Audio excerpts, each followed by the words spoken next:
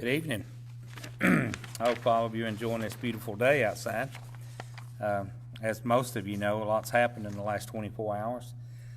Yesterday, the governor, he actually came on about 4 o'clock, I think, and he did do the shelter-in-place order or law.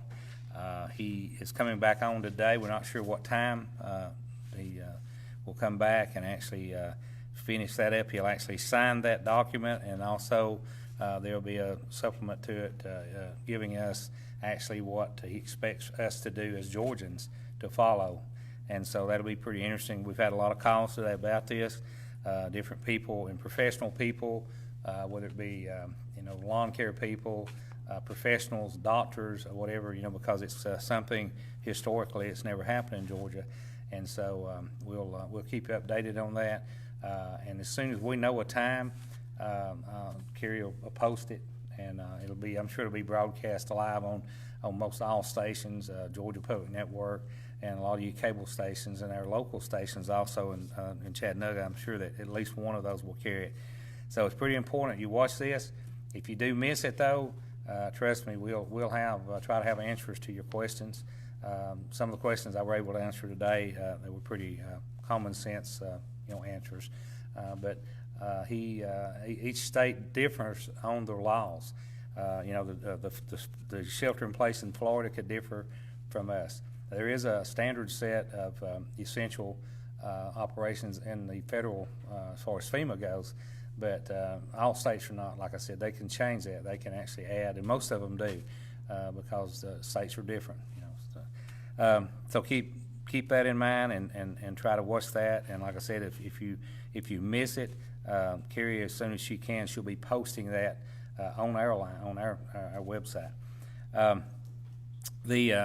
Several calls I've had today, it's from different people in the ag business, farmers, construction workers. We're fortunate we got Sarah Dyer here today, and she's going to go over that with you and tell you the reality of that, of actually, keeping that operation going. Not construction, but on farming. The construction workers are an essential, though, and that's something that I've answered most of our contractors in the county's call, so that's pretty well cut and dry. Our garbage service, that's been a real touchy situation, but there's no problem there. Our transfer station, we're going to keep the same hours, not a problem there at all. And also your private industry, your private garbage people, they're going to keep the same route. They're an essential thing, that makes us keep going. So there's no change whatsoever in that. And I know there's a lot of other questions going and just call me after the governor speaks. If you don't understand, one or so things that might relate to you, just call me and I will get you an answer. I promise you. I may not have the answer, but I'll find that out for you. A lot of Alabama people's calling, Tennessee people that actually live in Tennessee and work here, or people that live in Georgia and work in Tennessee and or in Alabama. Those questions we can answer those after we see what the governor has got coming down. Let's see here now. The transfer station, I answered that. Okay, we'll have our commission meeting tonight. By law, we have to. I said that yesterday, and it'll be a very not a very lengthy meeting. The two main issues is what is like I mentioned yesterday, the plea that we're actually sending a resolution to the governor. The commissioners are to temporarily close the park out here for at least till April the 30th. Now, what he did yesterday and what he's going to sign in today is going to affect that a lot. It's really going to, because what that means is you've got people that in Metro Atlanta or wherever, their shelter, they're supposed to stay in place, and if they are here, they need to go back home. It doesn't matter if they're from Albany or wherever, and the same thing if we're down there. It's going to be, it's after tomorrow, it's going to be a big deal. But still, I feel that we need to do this, and then we're going to go ahead and also enact I call it it's a right to actually question any states that are here in our county that are shelter in place. It'll give Tommy and the sheriff and all a right, not to harass them or anything, but just to stop them, because we're in a different world now with this disease, this epidemic, and so it give them the right just to nicely talk to those people, find out, if they're here with visiting their mother or their parents or whatever, that's fine. Or if they own a home here, and they come and they're going to stay here for whatever, that's different. They're taxpayers, they have a right. But if not, they have a right to nicely say, look, you need to go back. Your state, whether it's Florida, whether it's here, or in Atlanta, wherever, they have a right to tell those people, look, you need to go back home and abide by the law, because what the governor has enacted here, what he's fixing to sign, it's not a recommendation. It's a law. It's serious. So it's not like it was today or yesterday. After Friday, this is the real deal. So. And I've had people ask, well, who's going to enforce it? Well, all your state law enforcement will be your troopers, whatever, and we'll be there to back them up.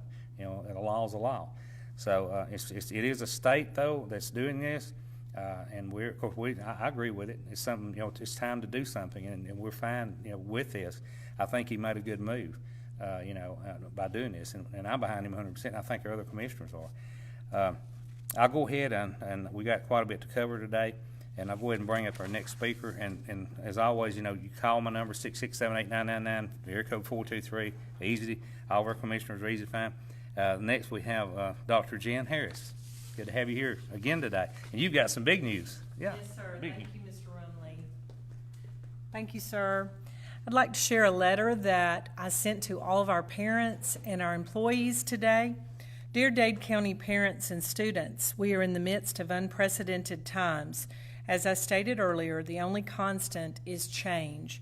Yesterday, Governor Kemp closed all K-12 schools in Georgia for the remainder of the year due to the COVID-19 pandemic. Like you, I am mourning the death of our school year. In particular, my heart is wounded for the class of 2020 as the members approach the finality of their educational careers in Dade County without the rituals previously established by tradition. However, be assured that Mr. Farney and his team at Dade County High School are working on new avenues for celebrations.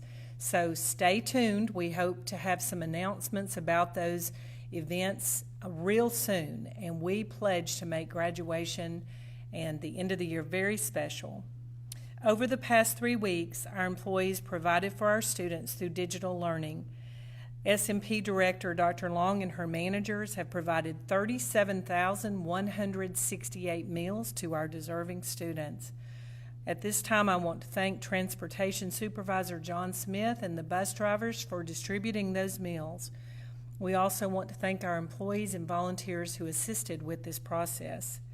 And we want to thank our custodians who are working tirelessly to sanitize our facilities.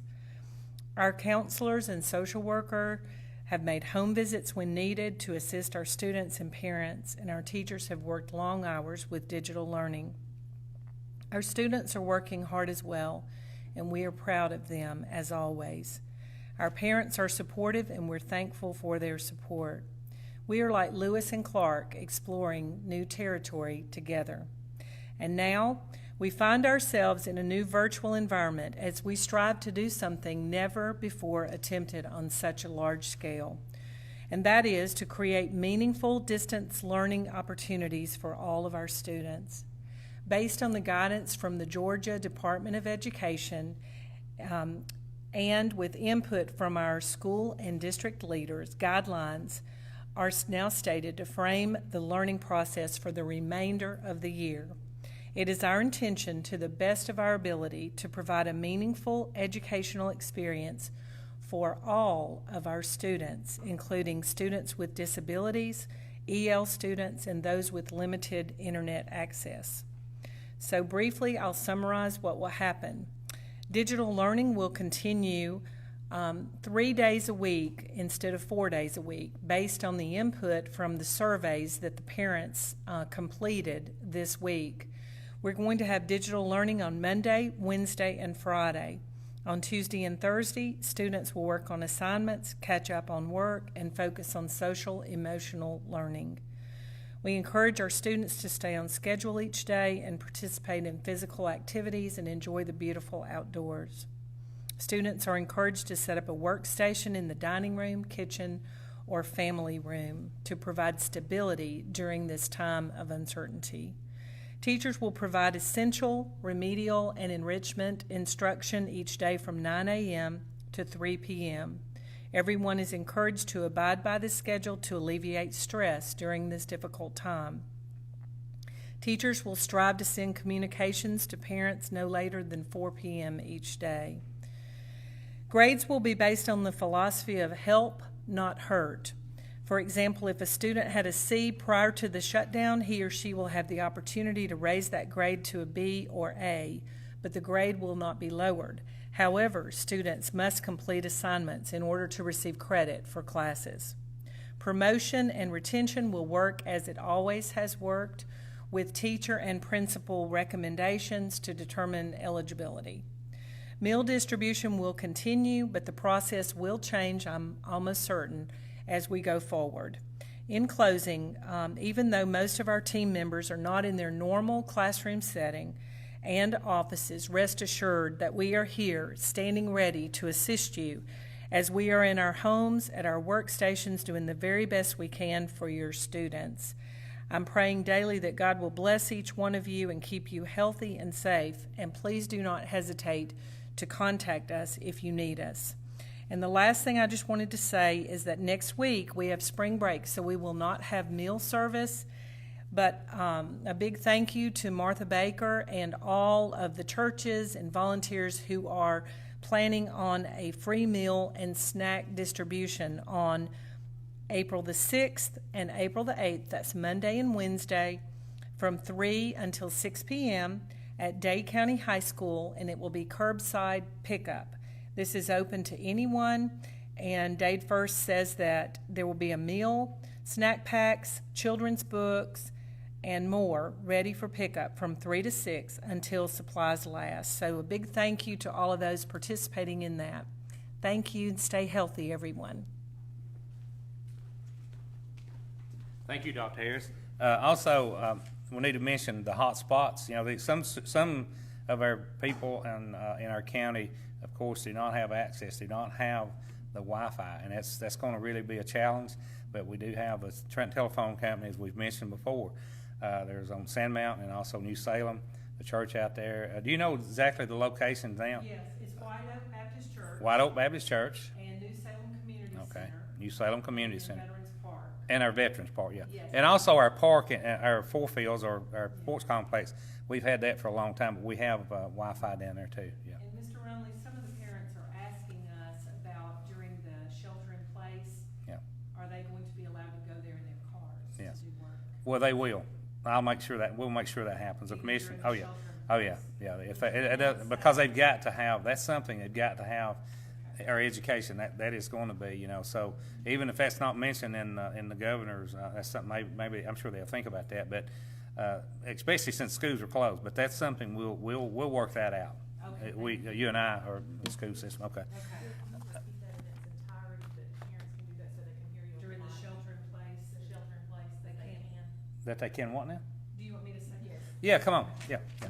Okay, to repeat that for everyone who was listening to that dialogue across the camera, what Mr. Rumley was saying is that all of the hot spots, which we're so appreciative of, Four Fields, White Oak Baptist, New Salem Community Center, and Veterans Park, will still be available during the shelter in place. Mr. Rumley said he's going to work that out with law enforcement so that our students can go during the shutdown to these hot spots in your cars, which you would be practicing social distancing in that case. So many of you have asked that question today, and I felt that we would get more information tonight, so I appreciate you bringing it up. But one way or the other, we'll make it work in the county. Thank you. We appreciate it, Mr. Rumley.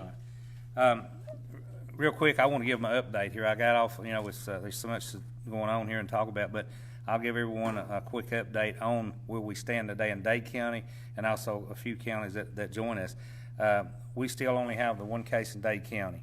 Walker's still at 2. Catoosa County has 4, Chattooga County 3, Whitfield 15, Floyd 71, Gordon 20, Bartow County 147. We have 163 deaths in the state of Georgia, up from 139 yesterday. There's 5,348 confirmed cases in Georgia as we speak, and that's up from 4,638 yesterday. So it keeps keeps going up, and we're looking for that peak. Hopefully, it won't be too long before we start going the other way. Hamilton County, they have 51 in Hamilton County confirmed cases and 3 deaths. 8 in Marion, 6 in Grundy, 1 in Squatchy, 1 in Meigs, 14 in Bradley. There's 24 deaths total in the state as we speak. There's also, this is pretty good, they give actually 137 recoveries. That's people that have recovered. We don't have that count in Georgia. Hopefully in the next few days we will.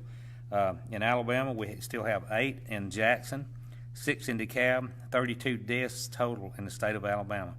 And so that right there bring you up. Oh, total cases, I'm sorry. In Tennessee, there's 2,239 confirmed cases, and that's up from 2,000. Actually, it's showing that they're leveled off. Did you notice that? Yeah. 2,239 and 2,239, from in 24 hours. That's good news because, as I said, every day it's been going up. In Alabama, there's 1,116 confirmed cases, and that's up from 1,019. So anyway, that'll give you that, and we've got our sheriff's department here today. Who's going to speak? Tommy? All 3 of you? All right, yeah. Brother Tommy Bradford, he's here today. Good to have you here. All yours. Yeah, so basically, a lot of this is, like Ted said, is unknown for us. We've had a lot of call on what they consider essential and what's non-essential. Basically, I'm just going to give you some examples of some of the other states' essentials and then some of the non-essentials. Basically, going to the grocery store, picking up prescriptions, going to an essential job, going to the doctor, the veterinarian, going out to get diapers, going to the bank, just your basic things that you need to do for everyday life.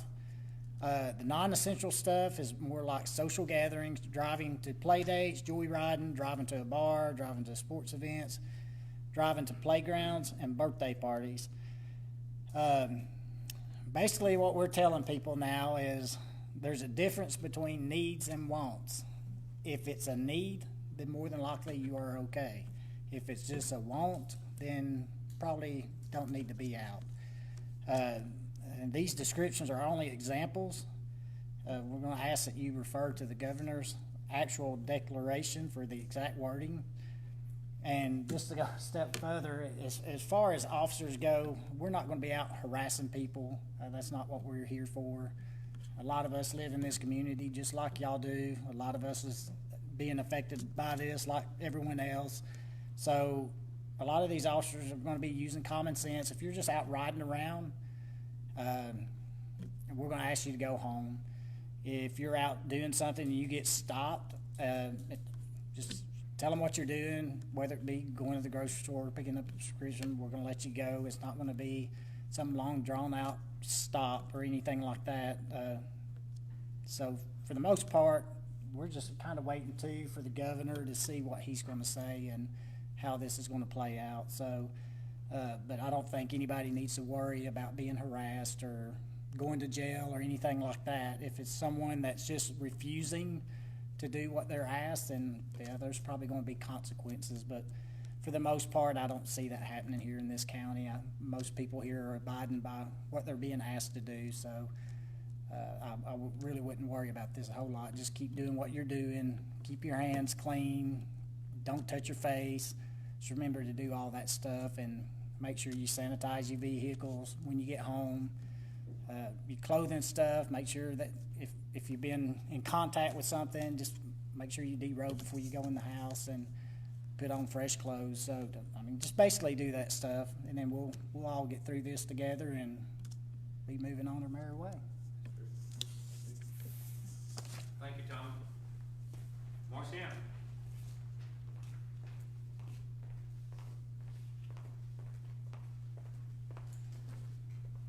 Good evening.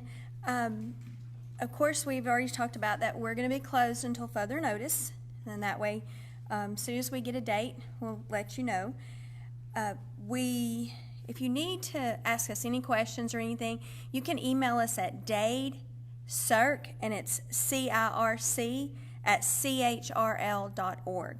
I will actually, April and I will be getting those messages. Also, we have opened up for digital services. If you do not have a library card, or you think your library card's expired, or email, go online to www.chrl.org, and there's a place where you can fill out for a Pines card. When you fill that out, be sure to put your phone number. I will call you and walk you through. We will do a digital card for you, and I'll call and give the number. I actually did 6 this morning, so people are using that service, and you'll have access to all of our ebooks, audiobooks, and magazines that is on our digital service. We are posting every day videos and extra things you can do and story times and things on Facebook. We know everybody doesn't have Facebook. I actually don't have Facebook. Or I actually don't do Facebook. I have it for the library, but we are also doing that on a YouTube station. I think Carrie's going to try to post that on this feed so that you have access to that. And it's a lot of our services, digital services, it's tutorials on how to use those. And all the staff is doing fine. We've been hearing a lot from y'all, and everybody seems like they're doing great. And we miss y'all. Okay. Thank you. All right. Miss Sarah Flowers Dyer, come on in. This is our ag person here. Thank you, Mr. Rumley. So for those of you I haven't had the chance to meet yet, I'm Sarah Dyer. I'm Dade County's University of Georgia Agriculture and Natural Resource Extension Agent. So as you can imagine, the phones down at Department of Agriculture for the state of Georgia have been kind of ringing off the hook today. People are wondering if we're a farmer, if we're agriculturalists, are we going to be considered essential just like the federal guidelines, and if so, what does that mean? How do we prove that? So just to provide you a little bit of information, my role with University of Georgia Extension is not regulatory, so I cannot endorse whether you are a farmer or not. However, I can provide you resources. So some allied agricultural organizations this morning, such as the Georgia Cattlemen's Association, have provided some letters and affidavits to local producers in the state of Georgia so that they can fill these out and put them in their vehicle. This is something I've shared with law enforcement. The only issue with this is anybody could take that letter and pretend they're a farmer going to check their cows. So with that being said, there's nothing official out by the Georgia Department of Agriculture yet that is going to prove whether you are a farmer out on agricultural operations at the time. However, I, as your agricultural extension agent, I do recommend that you have a secondary proof of agriculture. So, for example, you can have your card for your pesticide license or your tax exemption for agriculture, your GATE card. So if you have those things, that usually is correlated with your driver's license or your farm name. I think that'll be a good way of proving whether you're in agriculture. If you do have farm labor, if you have employees on your farm, sometimes these employees don't carry these specific items I just mentioned. So with that, maybe provide them some sort of stationery like a business card, a receipt, an invoice with your farm name on top. But again, this is all just in good faith, and we're going to hope and expect people to be honest, and I ask all of you to be honest. If you're headed to the grocery store, say it. If you're headed to check your cows, you can say that too, and I think our law enforcement is going to be very understanding in this situation. So of course, as we receive more information, we will pass that through. I know we're all waiting anxiously to have more details on this order. If you have any questions regarding agriculture during this time, you can give me a call. My direct cell phone number is 423-994-3173, and our email account for the Extension Office is dade.extension@uga.edu. Thank you. Very good report, and everything that she will have all of her information. Carrie will online, her cell number and all that. Appreciate everyone watching. I do want to clarify. Tommy, said this is it's trying times, and they're not going to be out there just stopping everybody. This would be something that be very very different But just bear with us, bear with Tommy and them. There's no roads going to be closed coming into the state line. I've had a lot of calls today about that. Alabama people coming in, Tennessee people coming in. But it's just going to be a little different, you know, in the county, because there will be people, you know, that will be, our police officers will be out in force, and, you know, and it's something, like I said, it's not something the governor is recommending. This is real, and it, you know, it is a law. So try to stay at home and use common sense. You know, that's all. But we'll be back tomorrow at 3. But we'll probably be back. We will be back for an update here when the governor, whatever time, because we don't know what time he's going to give his address to Georgia. But immediately after, Kerry can put that out, and we'll be back here live and kind of give you an update for the people that maybe do not hear it. And then other than that, tonight at 6, Kerry, you going to do this for our meeting? So you can come back here at the same site at 6 o'clock, and you can actually view our commission meeting live. Like I said, it's not going to be a lengthy meeting. You know, it's different than any meeting I've had in 16 years. But we'll be back here in just a little while after the governor, and then also at 6 o'clock. So appreciate everyone tuning in, and appreciate it. And Evan will be doing a live update. Oh, yeah, that's right. Yeah. He'll be televising. Oh, it's okay. You're going to televise on Georgia Public, or are you going to be on your station, or? We do all the commission meetings. So I'm talking about the governor. The governor will They be. haven't announced he's gonna do anything today, other than release that. Okay. So he may not even be speaking. Well, He just released it. okay. I understood he was going to actually do a press conference, you know, about 30 minutes ago. Yeah. They So, haven't posted anything or Okay. put anything out to the press okay. as of yet. Okay. All right. But as soon as whatever, you're going to have it, and you'll be putting it live or out, you know, on your stations and all, and of course our commission meeting, he covers those anyway. So, okay. Could you tell Yes, ma'am. them not to worry about fines? There will not be charging fines. We want people to stay at home. Okay. We're gonna lock the drop box, because people's been dropping them. Okay. They do not have to come and drop their books off. They will Okay. not be charged. All right. That was Marciana. She was just adding to her report. There's no fines are going to be charged for any of your late charges or anything. And the lock box, no, don't worry about even bringing the books back, because she said there's been tons of books brought back in. But just don't worry about it till all this is over, and then they'll handle it. Okay. All right. Thank you a lot, and we'll see you shortly. Thank you.